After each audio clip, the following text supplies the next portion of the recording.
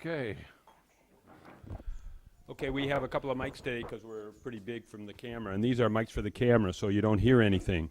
But, you know, you'll just talk like this when you want to ask a question. I'll pass the mic to you, and you won't hear it, but the camera will. So that's it. Okay. Excuse me for putting my feet up and pointing them at you. My feet swell, so I've got them up to keep them from swelling. Okay?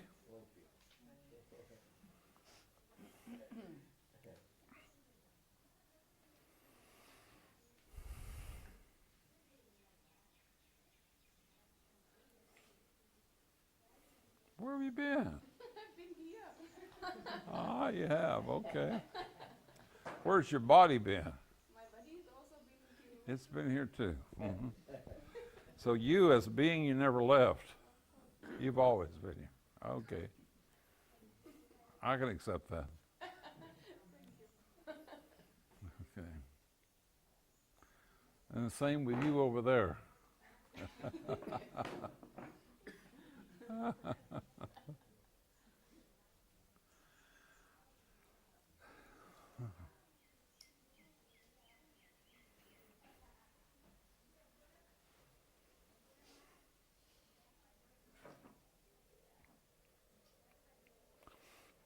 Everyone says I am.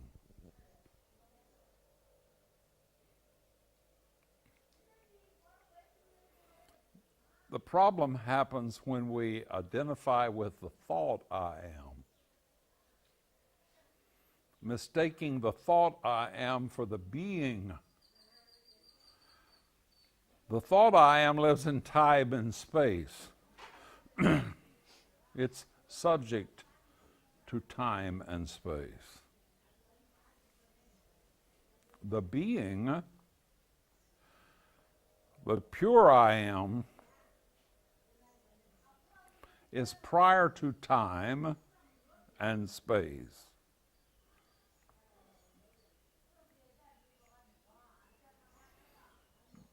Most of us are identified with the thought I am, living in time and space.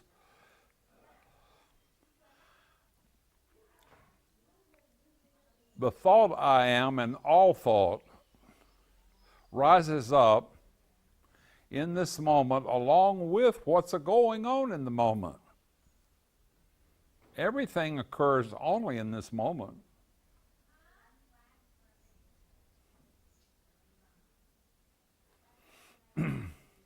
While we were sitting in our sanctuary is already gone.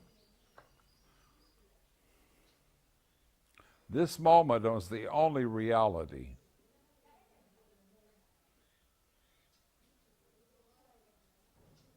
It's just like a cinema. Has everyone here been to a cinema?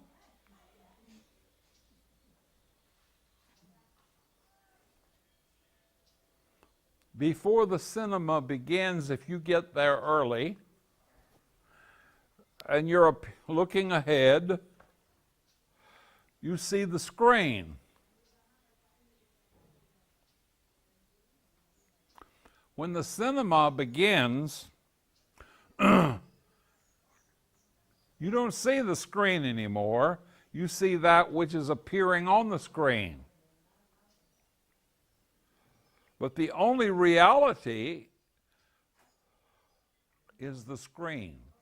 If you don't like what's going on in the cinema, and you would like to change it, and you go up to take hold of what's there, there's nothing there other than the screen. Maybe that's a poor analogy, but we identify with what is going on the screen of life as though what's going on the screen of life, which is thoughts occurring in this instant,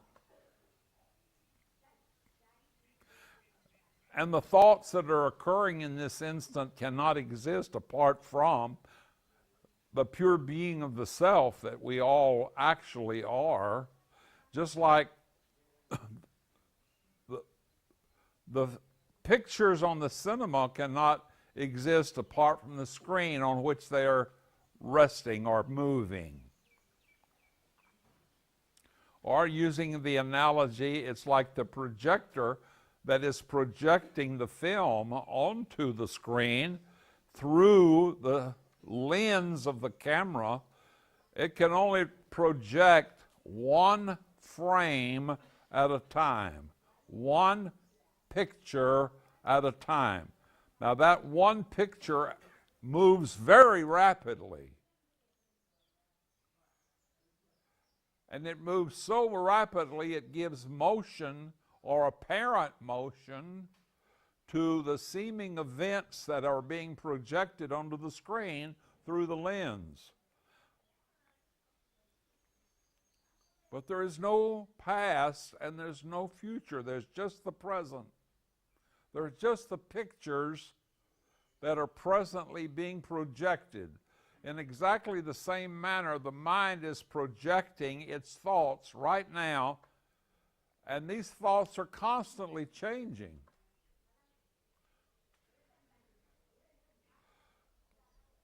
If we want to be happy,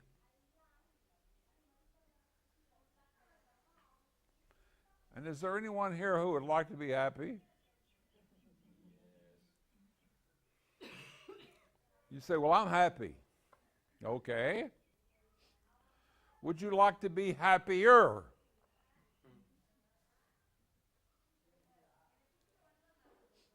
If you do not feel like you're happy or contented enough, look to see if you would like to be even more contented,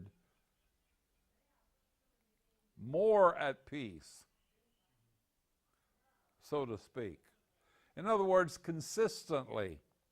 Not so much more, but would you like for it to be consistent, constant, a quality of peace and freedom and joy that is not obstructed or affected at all by the least bit of upset? Is that possible? What do you think? Does anyone here believe that it's possible? That's why we're here. Yes, it's possible. But it's not possible in the world.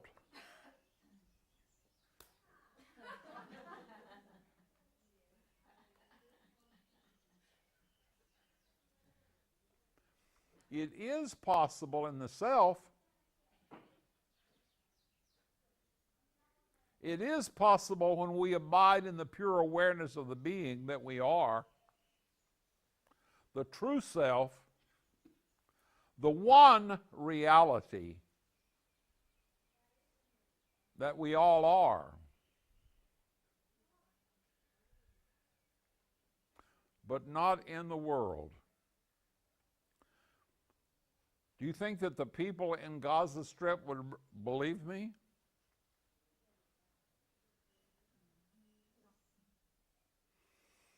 If they can find the peace of their own being, they can believe me. But if they're not into their own being and are looking for it in the world,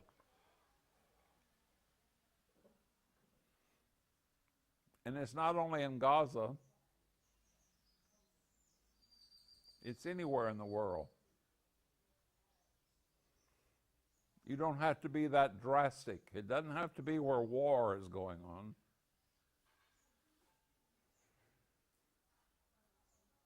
Look at who you are. That's what we hear in Aham, in our teaching, which is based on the pure teaching of Bhagavan Ramana. That's what we are about. We guide those who are looking for peace, freedom, and joy with a quality of constancy, consistency, we guide you into having that as your own. Where is it? It's in you. But the you that it is in is not the you or the self you think you are. It's not the mind. It's the being. The pure awareness. The faceless, formless, timeless, spaceless, pure awareness that you always already are. How did you become identified with the I thought? And when are you identified with the I thought? That's what you want to look for.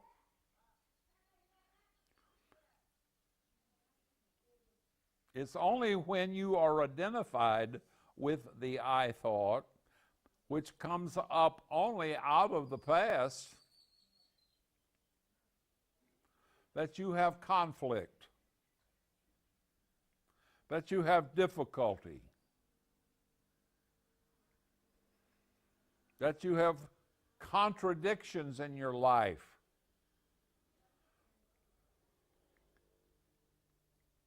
Chaos in your life. Disagreements in your relationships. Anyone ever had one?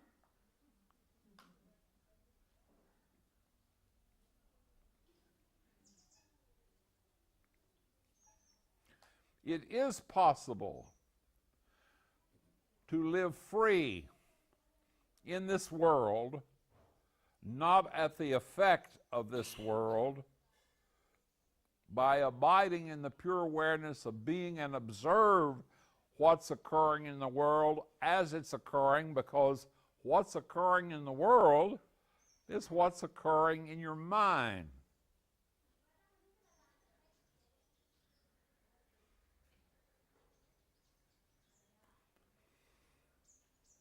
If you abide in the pure awareness of being, this presence,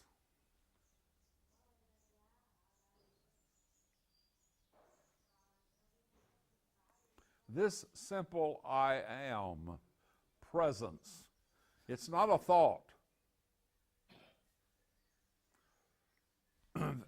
There is no one here who goes around having to say, I'm a human, I'm a human, I'm a human, I'm a human, over and over and over like a mantra, in order to remember that you're a human. Or whatever your gender happens to be. I'm a man, I'm a man, I'm a man, so that someone will not mistake you for a woman. Or vice versa. You simply are what you are. This presence itself is you. And you don't think I am.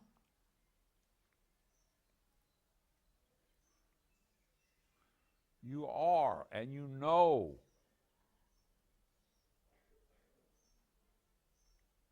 Just as like you can hear my words, you can see the movements of my hand as I'm talking.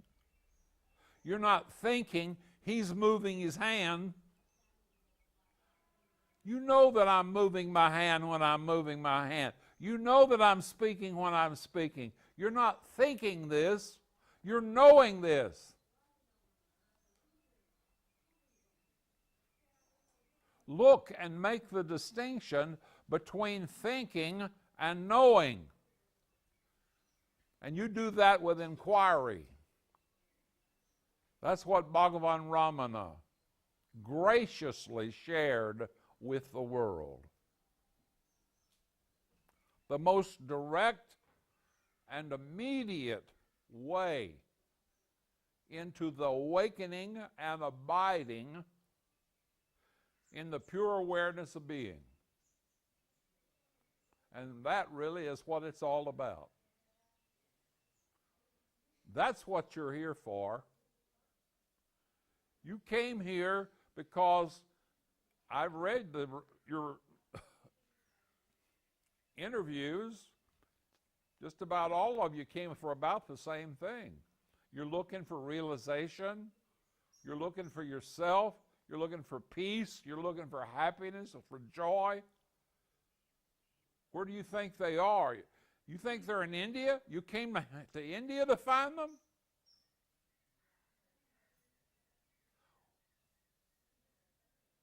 They're not in India. They're in you. They've always been in you. I'm not putting you down when I say that. I don't mean that as a criticism. I'm pointing out that if you're looking for it outside of yourself, you're looking in the wrong place. Freedom and peace and joy are the nature of the pure being of the self. And we must withdraw our attention, the mind, back into the pure awareness, the pure being of the self, and abide in this thought-free, pure awareness that we are. When you start looking for the location of your sense of I, your I thought, can you find it anywhere in your body? Can you find it anywhere in your mind? Bhagavan uses the analogy of the uninvited guest at the wedding feast. The family of the groom thought that he was a guest of the bride, and the family of the bride thought he was a guest of the groom, and he started making a nuisance of himself. Can you get the analogy? That's the mind.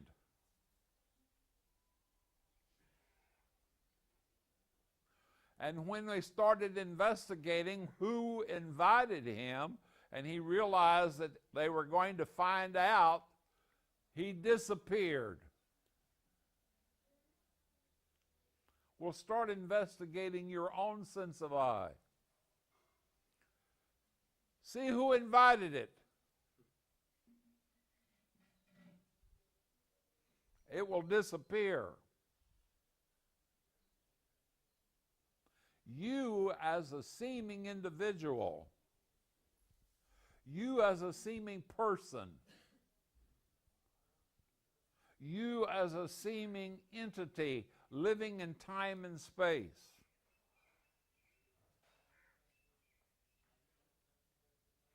when you start inquiring into what is this me, from whence is this me, you've all had the experience momentarily, if not for a long time, it disappears. What happens to your sense of me when you stay with the inquiry? Your sense of I as an individual. What happens? I just told you, what happens? It disappears. Why? Because it's not real. As I say, we all say I am, and we're all here in this presence of I am, but whose presence is it? Whose presence are we abiding in right now? It's just one presence. It's not the presence of someone sitting next to you. It's your presence, but the yours is not an individual. It's not the me. It's the pure being. It is universal, if you will, not individual. But even to say it's individual, it's not saying, excuse me, universal. It's not saying that it is universal. You have to look and see. It just is. It's all places, all wheres, all whens. It's this moment. Ever present.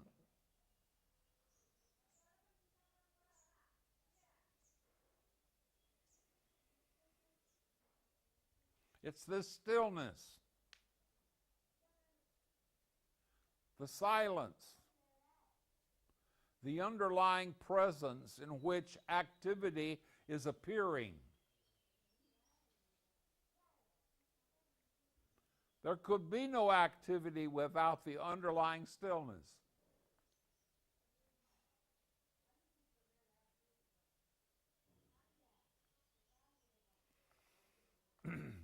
Consciousness must be before anything else can be. And consciousness is this presence, this I amness, which is not a thought. You could say that thought is the closest that the mind can get to the pure awareness, the pure I am. The problem is that the nature of thought is dualistic. The sense of I taking rise out of the pure awareness coexists with the sense of not I, with the sense of other. The moment that the sense of I rises, simultaneously with it, the sense of other also rises. So the dualistic thoughts are him and her, good and bad, likes and dislikes, right and wrong, okay and not okay. You can't have one without the other. Love and marriage, huh? Let's don't get too serious about all of this.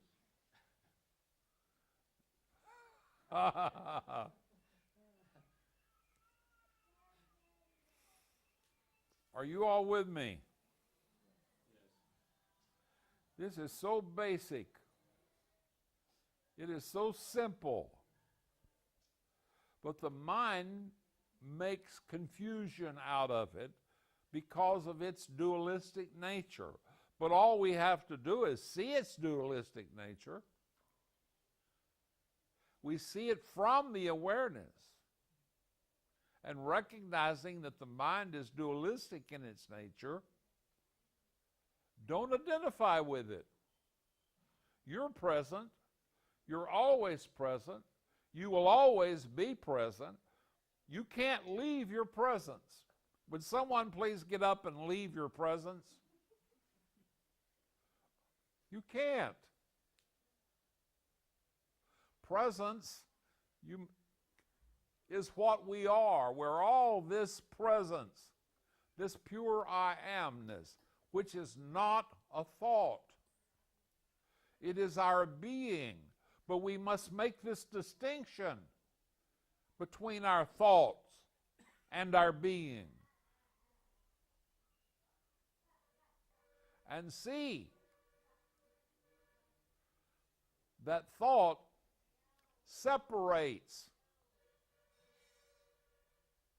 That's its nature, to separate. The moment you have a thought, along with the thought, no matter what it is the I that rises simultaneously with the thought, giving rise also to other. That's just the way it works. Just see it, that's all. You don't have to do anything about it. Just see it. And if you withdraw your attention into the pure awareness of being, all of the conditioned patterns of your mind, which are the past, will melt eventually, will dissolve. They will untangle in the pure awareness of being, freeing you from the binding from the knots, if you will, the binds of your past. Stay in the awareness as the awareness. It's the location of peace, freedom, and joy, which in fact are our true nature. Now the question may, why can't I do this? I already know this. I've heard this before. You're not saying anything new. You're not saying anything different. Or maybe you're saying it just a little different. But why can't I do this? Well, I'll answer like Bhagavan used to answer. Because of your perverted ways.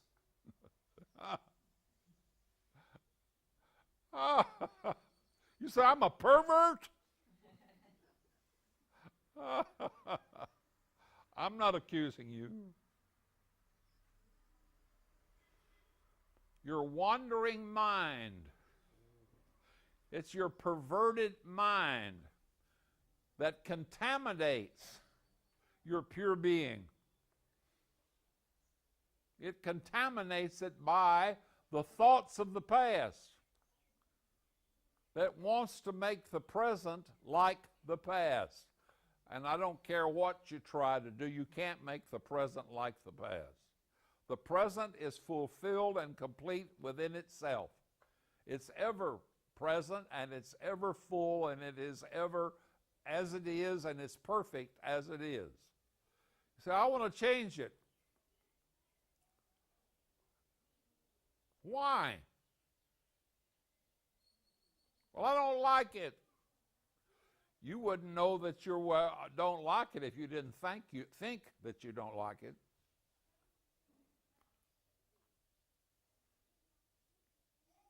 How do you know you don't like it? How do you know you don't like the present? Can you not like the present without thinking that you don't like the present? Can you? Do we see this? It's our thought that I don't like the present that makes the present unthinkable, unacceptable. Simply see it. And who is it that is doing this? A me that is out of the past that doesn't even exist. The me is only a thought. It's a concept out of the past. The only reality is the present, which is you.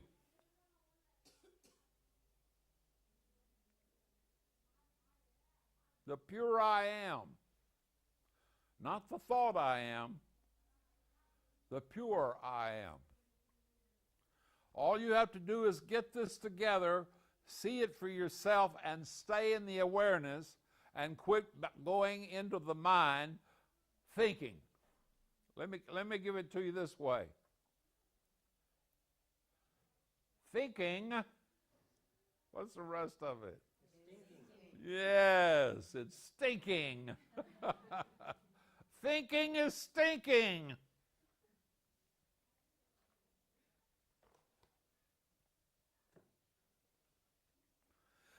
Simply be. I'm sure many of you have read the book, Be As You Are. There's many books that have been written about this very thing. In fact, I've written a few. If I do say so, mine are pretty good too.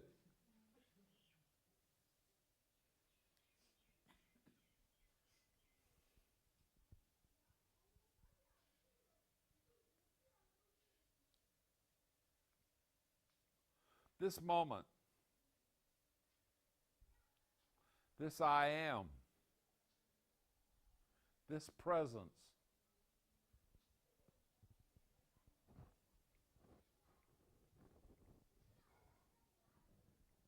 it's already free. It's already whole. It's already complete and total and peace.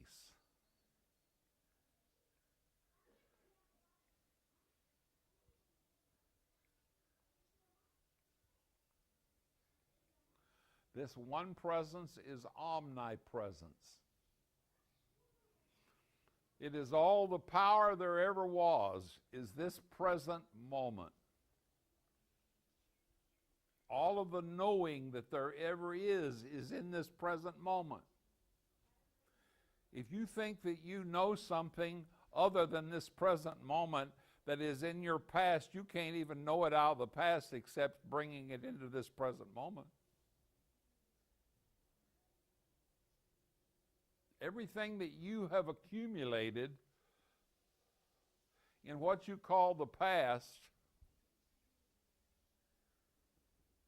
can only be expressed in this present moment. You can't express it in the future because there is no future. There's only this present moment. Now, when then becomes now, it'll be this present moment. See this. Just the simplicity of this, the fact of this, and just let go and surrender to this. And allow your mind to be consumed by this. Let it be melted into this pure being of the I am that we all are.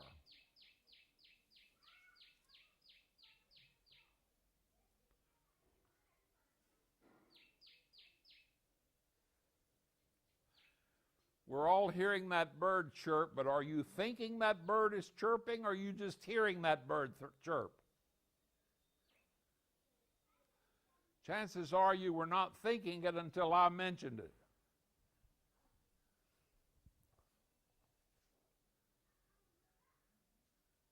Can you see the wind blowing of the branches of the trees? Were you thinking that the wind is blowing the branches or leaves of the tree? You know it's happening. You don't have to think it's happening. You know it is happening. It's not thinking, it's knowing. Be the knowing and dissolve the thinking into the knowing. And be still. Be quiet. Be free. Now, if there is something that you recognize that needs to be changed, in the moment, then use your energy to make an adjustment in it. Use your mind and the energy of your mind to make the change, but you can make the change without being the doer of it. It is the awareness itself that is being utilized along with the mind without there being a me that is doing it. See that? You don't have to be the me, the doer. Why? Because if you think you are, that's the cause of your suffering.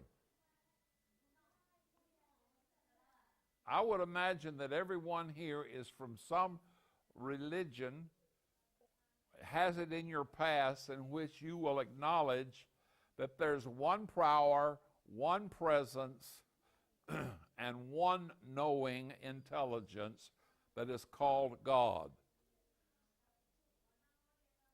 Is that so?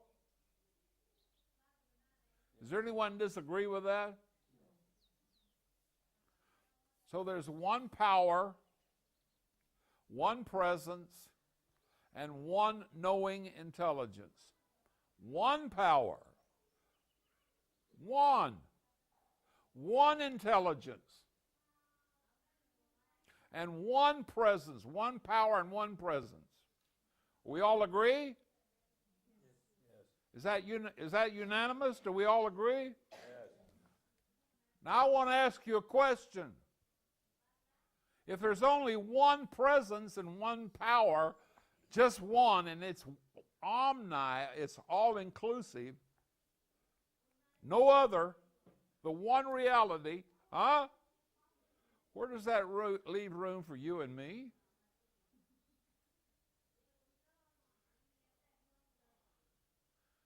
Where does that leave room for individual, separate beings?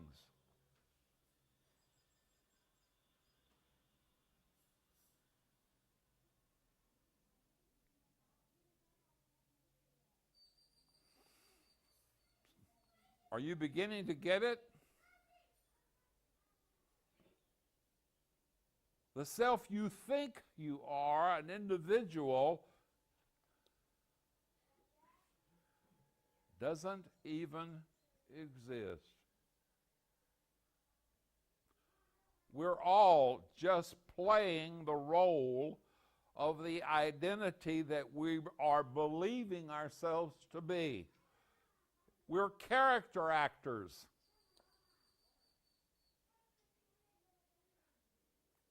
Playing the role of who we're taking ourselves to be.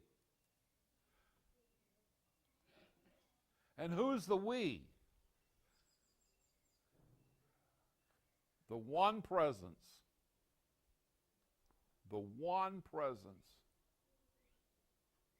The I am. Just like Moses' realization on Mount Sinai, my God, I am that I am. You didn't realize that that was the way it was. He said, my God, I'm that.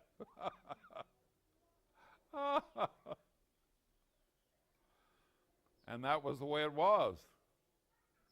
In fact, it was so profound, and it is so profound, it is the only place in both Old and New Testament Bibles that are written in all uppercase letters, capital letters. Look it up for yourself. The King James Version in particular, I am that I am.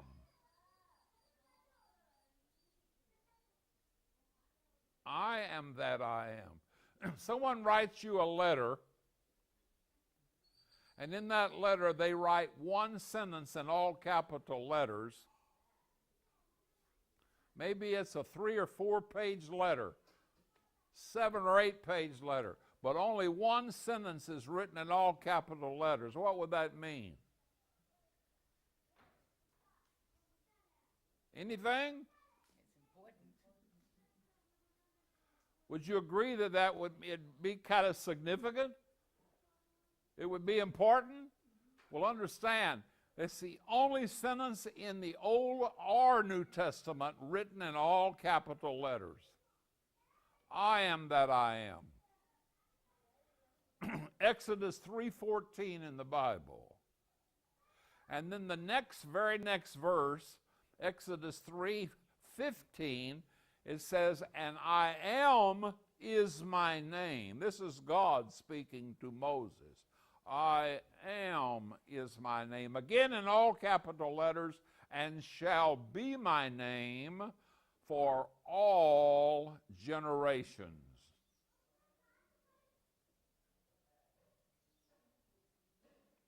What do you think that means? It means exactly what it says. The name of God is not God. The name of God is I am.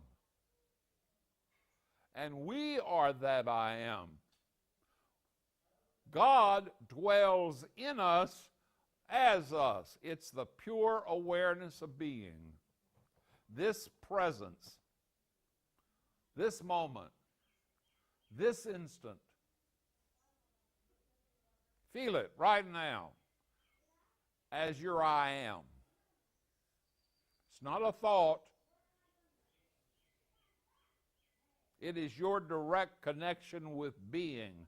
You are it.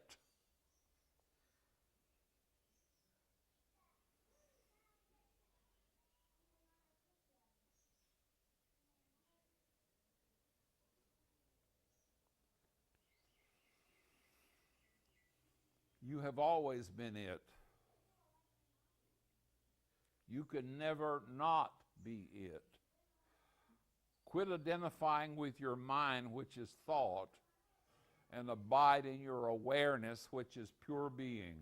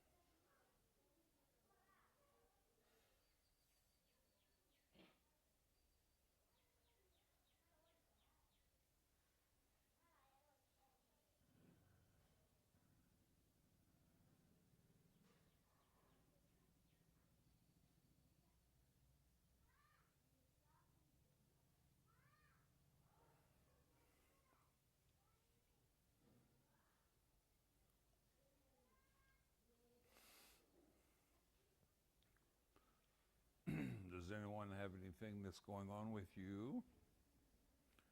Any question? Or any insight? Okay.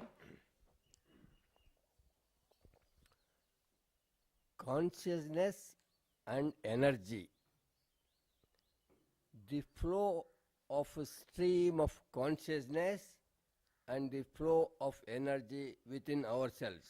All right, so what is The flow of consciousness and the flow of energy, right, Within ourselves. within ourselves.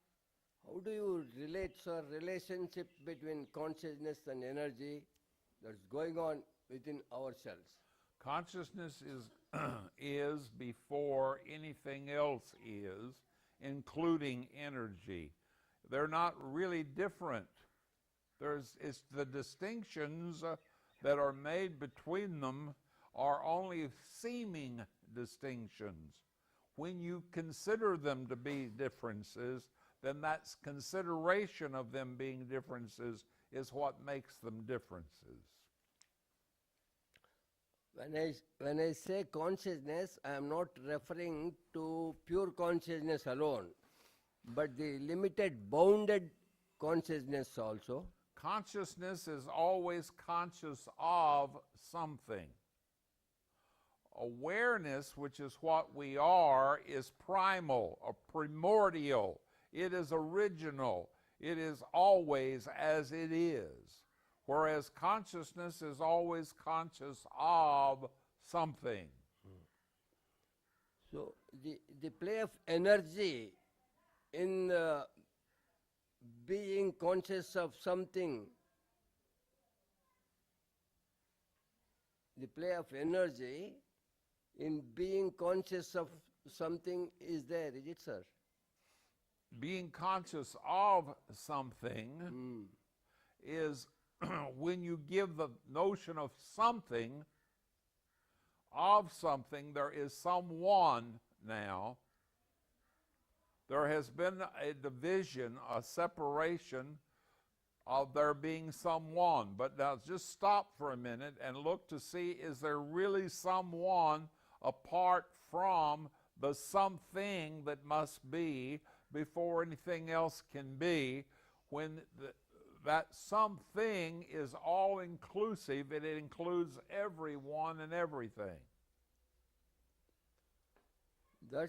I understand that, but I am asking you the role of energy in materializing this consciousness. But when you say the role of energy, now you are creating a separate individual in your thoughts and in your ideas. You're giving rise to someone that must be a doer in the situation. And the rising of the doer of the situation now is when mind comes in. When there is no energy, is there consciousness? There's only consciousness. There's still consciousness in the energy or as energy, but when you begin to make a distinction, the moment a distinction is made, who made the distinction? Where did the distinction come from? Mind.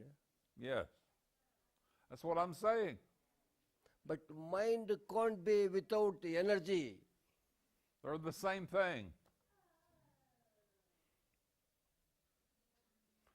I have a paper in here. You probably have it. It's called The Sum and Substance, Realization, the Sum and Substance. Read it. That'll tell you. It's in there. Okay? Okay. Another question regarding to the very dynamics of the practice of self-enquiry. The Bhagavan's teaching said, when thoughts come, set aside the thoughts and shift your awareness to I thought. Yes. And then pursue a trace back to the source of the I thought. Yes. Alternatively, What happens when you do that? that I thought gets dissolved and you will reach to the source. It disappears, it dissolves, Yes. leaving what? Yeah. Leaving what? What's there? Leaving the I thought. No, I not Leaving followed. the awareness. Leaving the very being, the being itself. Yes. That's all. Alternatively, when thought comes, Alternatively? alternative to this process of leaving the thought and pursuing the I thought, alternatively when a thought arises, When you- crops up, Right here. Leaving the thought is just redirecting your attention onto where did the thought come from? It came from the I. You couldn't have the thought if you didn't have the I thought. It's the common denominator of all thoughts. The I is the common denominator, the I thought is the common denominator of all thoughts. in that case, where is the need to leave the thought? They're not any different. So you pursue the They're not thought, any different. there's no difference. you They're know. all they coexist. The thought itself takes to the I thought and then to the source. It's right. The I thought is tied at the hip. Inherently in every thought. Siamese twins.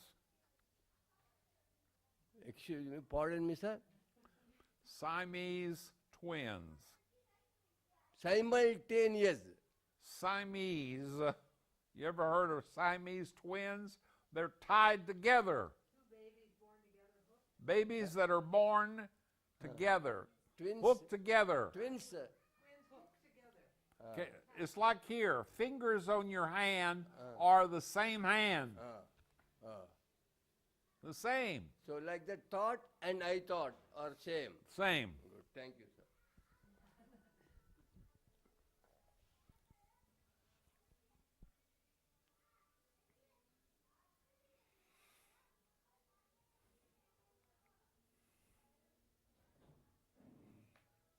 I don't know that we'd have time now for another question. So just take note. It's okay, it's certainly okay to take note of I. You can't you can't deny I. You can't deny that you are. What's important is make the distinction as to what is I, the difference between I as thought and I am as pure awareness. That's the sadhana. And in all due respect, any other sadhana is really, at this point, if you're here at this point, if you get this, any other sadhana is a waste of time. Once you're at this point and getting it, of making the distinction between the I thought and the pure awareness of I am, in this moment, this becomes your sadhana. Stay with it in the inquiry, following the sense of I to its point of origin, and see that there is only awareness. The I thought is an assumed point of reference in the pure awareness that is only a thought and has no other existence other than a thought. It's like a whirlpool in a river. The I thought is a whirlpool in the river of consciousness, as an analogy. That's all. See it for yourself and be the awareness. Surrender into the awareness. Dissolve the sense of I into the awareness. remain in the awareness, as the awareness. For the awareness is the truth. The I thought is only a concept. Make the difference between the I thought that is a concept and the pure awareness, the I am awareness, which is true. It's reality, the only reality, the very self, pure being, the nature of which is freedom, peace, and joy. Remain in it, as it, forever. And be happy. Namaste.